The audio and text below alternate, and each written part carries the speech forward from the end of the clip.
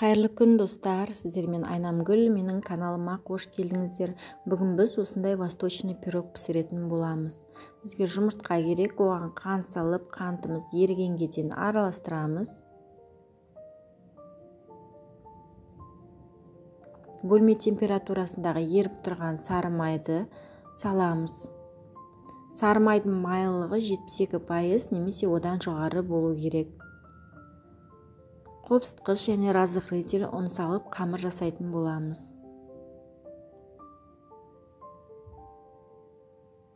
Қамырымыз өте жұмсақ болып келеді, сондықтан салафанға салып, жарты сағатқа тоңазытқышқа қойып қоямыз. Салмамызға сары мейіз, грек жаңғағы, өрік және қара мейіз керек. Өрікті видеодағыдай кесіп аламыз.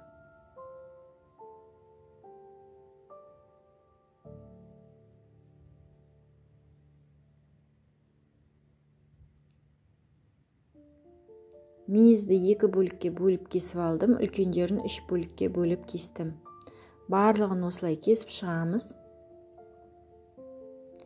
Грек жаңғағында мен ұсақтап кесіп алдым.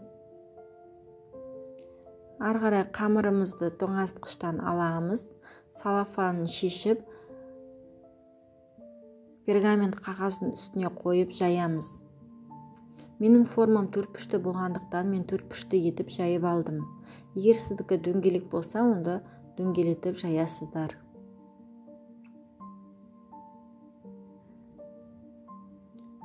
Форманың үстіне қойып,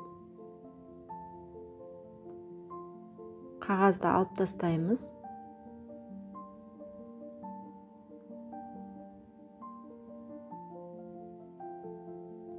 Артық қамырлар мен тесілген жерлерін бітеп аламыз. Жан-жағын барын келтіріп, артық қамырды алып тастаймыз.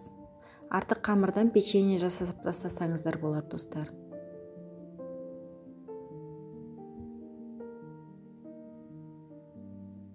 Қамырымыз дайын, формаға орналастырдық. Енді үстіне салмамызды саламыз.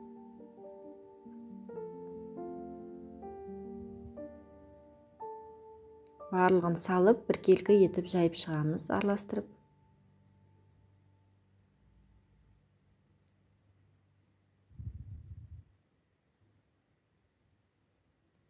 Үстіне сгущенканы құямыз.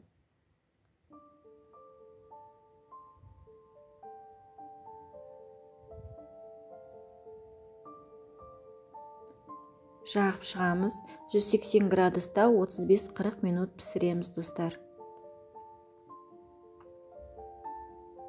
Міне осындай әп-әдемі болып пісіп шықты. Дәмі өте керемет достар. Видео ұнаса лайк басып, каналыма тіркеліп, комментарий жазуды ұмытпаңыздар. Жасап жатсаңыздар ас болсын.